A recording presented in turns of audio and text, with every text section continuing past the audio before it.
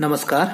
आज हम तुलसीदास के द्वारा रचित कवितावली का अध्ययन करेंगे, जो कि उत्तरकांड से संबंधित है। कवितावली जिसमें कि 7 कांड हैं और यहां पर जो हम पढ़ रहे हैं कवितावली का उत्तरकांड, ये अंतिम कांड है ये कवितावली का। और ये पूरी की पूरी कवितावली ब्रज भाषा में रचित है और साथ ही साथ इसमें तुलसीदास, जो कि वर्णानुप्रास के कवि हैं, अनुप्रास का खूब खुलकर प्रयोग किया है। आप देख भी सकते हैं, का की आवृत्ति, का की आवृत्ति, का की आवृत्ति, चा की आवृत्ति, चा। तो एक तरीके से तुलसीदास ने यहां अनुप्रास अलंकारों का प्रयोग किया है और ये भक्ति रस, राम की भक्ति से संबंधित है। और साथ ही साथ हम देखते हैं कि ये कवित छंद है। तो अब हम कवितावली का अध्ययन करते हैं कि तुलसीदास अपने समय के विषय में हमें बता रहे हैं इस कवित में कि उनके समय में कौन कौन से कार्यकलाप किए जाते थे। किसबी, किसान कुल, बनिक, भिखारी भाट। किसबी अर्थात मजदूर, किसान कुल यानी फार्मर, बनिक व्यापारी, भिखारी भीख मांगने वाला, भाट नाचने गाने वाले, चाकर यानी नौकर, चपल नट रस्सी पर चलने वाले, चोर चोरी करने वाले, चार यहां पर दूत जो मैसेंजर थे, चेटकी जादूगर। तो तुलसी के समय में कौन कौन से क्रियाकलाप होते थे या कौन कौन से कार्य किए जाते थे वो यहां बता रहे हैं कि किसबी, किसान कुल, बनिक, भिखारी भाट। कि मजदूर हैं, किसान हैं, व्यापारी हैं, भिखारी हैं और नाचने वाले हैं, चाकर, चपल नट, चोर, चार, चेटकी। यहां पर नौकर भी हैं, यहां पर रस्सी पर चलने वाले भी हैं, चोर भी हैं, दूत भी हैं और साथ ही साथ चेटकी जादूगर भी हैं। पेट को पढ़त, ये सभी लोग अपनी पेट के लिए ही ये सारे कार्य करते हैं। पढ़त यानी करते हैं। गुण गढ़त, गुणों को सीखते हैं। सभी लोग पेट पालने के लिए ही गुण गढ़त, गुणों को सीखते हैं। चढ़त गिरी, और पेट के लिए ही चढ़त गिरी, गिरी यानी पहाड़, पेट के लिए ही पहाड़ पर चढ़ते हैं, अर्थात मुश्किल से मुश्किल काम करते हैं। अटत गहन गन, अटत यानी भटकते हैं, गहन यानी घने, गन अर्थात यहां पर अहन दिन, गन यानी वन। यहां पर तुलसीदास कह रहे हैं कि दिन के समय में भी ये घने वनों में भटकते हैं आखेट की शिकार के लिए। और ये सब किस लिए हो रहा है? पेट के लिए। ऊंचे नीचे कर्म, ऊंचे नीचे कर्म यानी छोटे बड़े कार्य भी किसके लिए करते हैं? पेट के लिए। धर्म अधर्म करी, धर्म और अधर्म यानी अच्छे और बुरे कार्य भी किसके लिए किए जाते हैं? पेट के लिए किए जाते हैं। पेट ही को पचत बेचत बेटा बेटकी, तुलसी कहते हैं पेट के लिए ही बेचत बेटा बेटकी, लोग अपने बेटे और बेटियों तक को बेच देते हैं। तो ऊपर तुलसीदास ने अपने समय में किए जाने वाले कार्यकलाप के विषय में हमें बताया है कि क्या क्या कार्य उनके समय में किए जाते थे और सभी कार्य किसके लिए? पेट के लिए। और पेट के लिए छोटे बड़े काम, अच्छे और बुरे काम और यहां तक कि बेटे और बेटी तक को बेच दिया जाता था। तुलसी बुझाई एक राम घन श्याम ही ते, तुलसीदास कहते हैं कि जो राम रूपी बादल है, घनश्याम यानी बादल, तुलसी बुझाई, तुलसीदास कहते हैं कि राम रूपी मेघ ही बुझा सकते हैं। किसको बुझा सकते हैं? पेट की आग को, गरीबी को दूर कर सकते हैं, क्योंकि स्वयं तुलसीदास की गरीबी राम की भक्ति से दूर हुई थी। तो तुलसी का ऐसा मानना था, तुलसी बुझाई एक राम घन श्याम ही थे, कि तुलसीदास कहते हैं कि राम रूपी मेघ के बरसने से अर्थात राम की कृपा प्राप्त होने से पेट की आग बुझ जाती है, गरीबी दूर हो जाती है। क्योंकि आग बड़वागिते बड़ी है आग पेट की, क्योंकि बड़वागिते यानी समुद्र की आग, क्योंकि पेट की जो आग है वो समुद्र की आग से भी बड़ी होती है। आग बड़वागिते बड़ी है आग पेट की आग समुद्र की आग से भी बड़ी होती है। और पेट की आग के कारण ही सभी लोग अच्छे बुरे छोटे बड़े सभी काम करते हैं। और साथ ही साथ तुलसीदास हमें बताते हैं कि राम भक्ति के मेघ यानी राम की कृपा के बरसने से ही ये गरीबी दूर हो सकती है। तो पूरी कविता में हमें अनुप्रास अलंकार देखने को मिला है, कवित छंद है, ब्रज भाषा का प्रयोग किया गया है और बहुत ही सुंदर तरीके से यहां पर हम देखते हैं बेटा बेट की बा की आवृत्ति हो रही है और यहां पर चा की आवृत्ति हो रही है।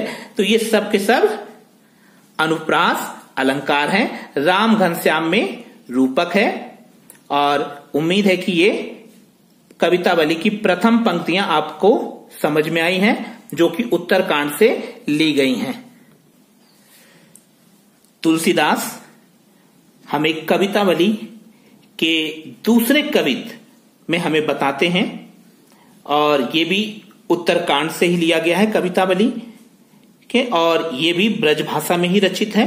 और यहां भी हम देखेंगे कि अनुप्रास और रूपक अलंकारों का प्रयोग कवि ने किया है।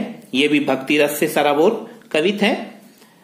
अब हम इसका अध्ययन करते हैं कि अपने समय में जो विभिन्न कार्यकलाप हो रहे हैं या उनके समय की जो अर्थव्यवस्था है, उस अर्थशास्त्र की जानकारी दूसरे कवित में कवि हमें देते हैं। पहले कवित में अपने समाज के लोगों की जानकारी जो दी, जो क्या काम करते हैं, और दूसरे में अपने अर्थशास्त्र की जानकारी दे रहे हैं। रुपए पैसे से संबंधित, व्यापार से संबंधित हमें जानकारियां प्रदान करते हैं। तो देखते हैं, कवि कहता है, खेती ना किसान को भिखारी को ना भीख बली।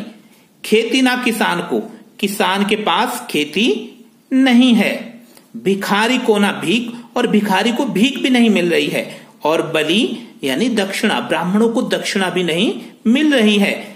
बनिक को बनिज, बनिक यानी व्यापारी को बनिज यानी व्यापार, व्यापारी को व्यापार भी नहीं मिल रहा है। ना चाकर को चाकरी, और ना ही चाकर अर्थात नौकर को चाकरी अर्थात नौकरी मिल रही है।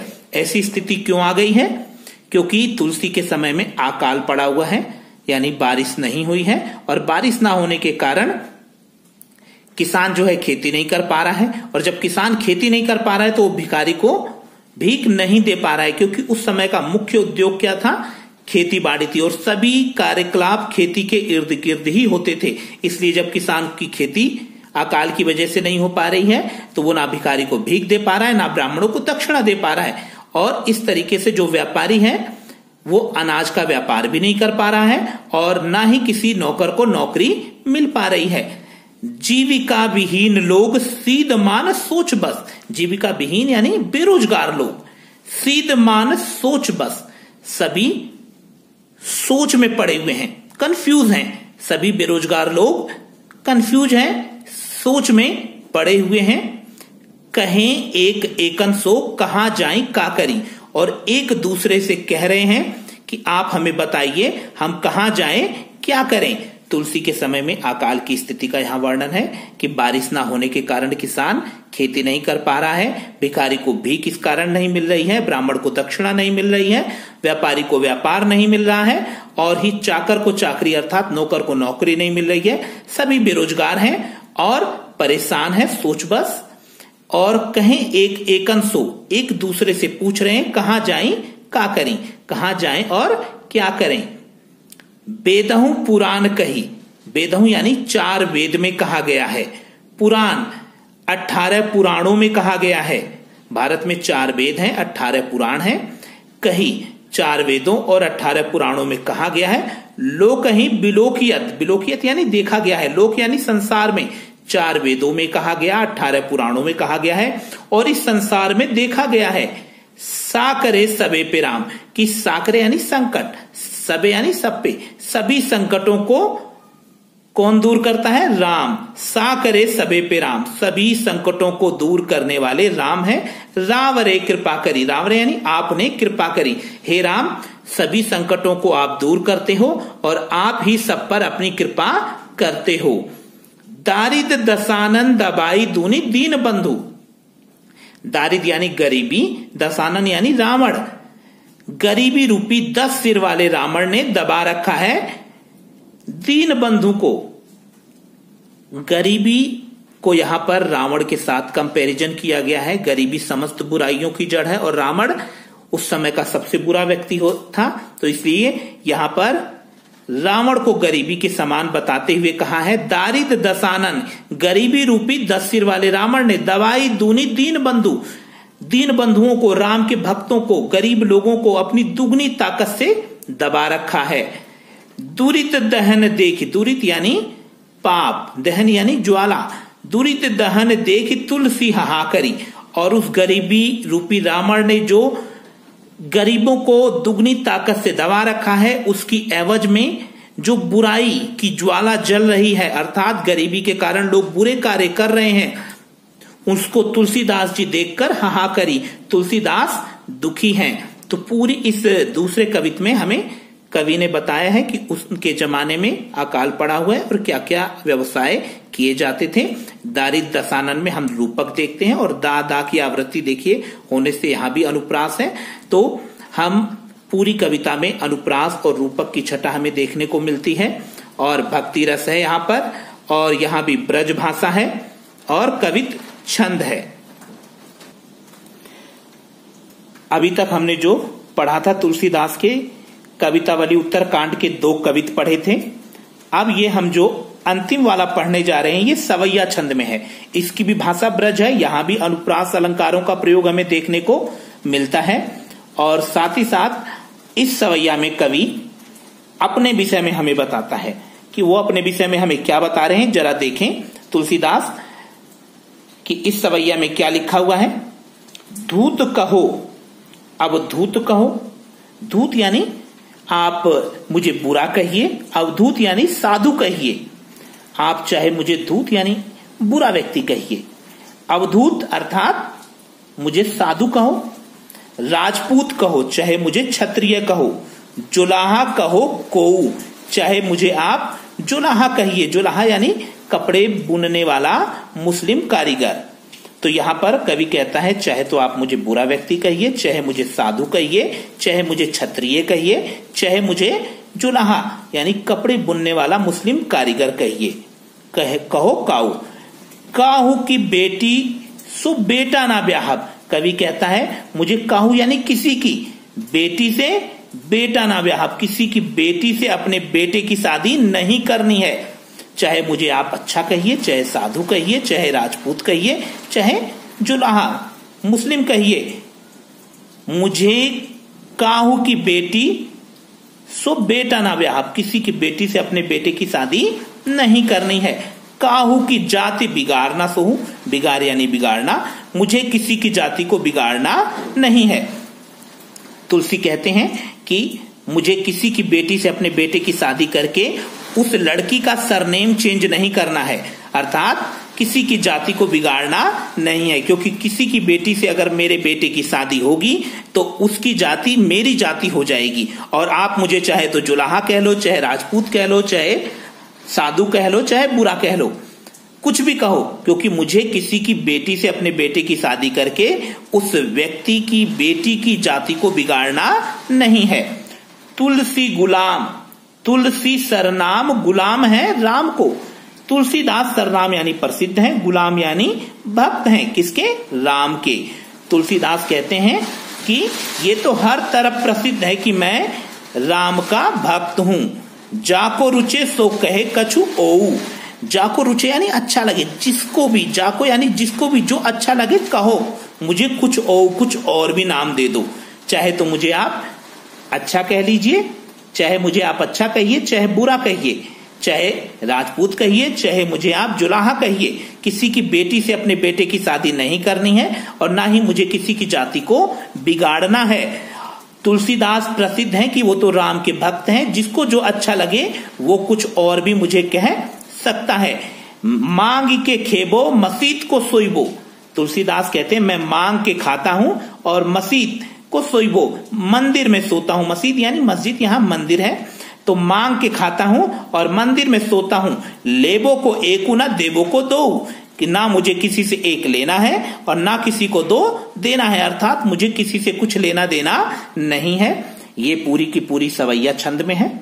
और साथ ही साथ हम देखते हैं अनुप्रासों का सुंदर प्रयोग हुआ है। बेटी, बेटा, यहां पर ब्याह बाकी आवृत्ति है। और यहां पर देखिए दो, ओ, सो, को, ये भी अनुप्रास को ही हमें प्रकट करता है। और साथ ही साथ ये ब्रज भाषा में लिखा हुआ सवैया छंद है। तो इस तरीके से कवितावली के ये तीनों जो छंद हैं उत्तरकांड से जो लिए गए हैं आज हमने पूर्ण किया है और उम्मीद है कि आपकी समझ में आया होगा। धन्यवाद।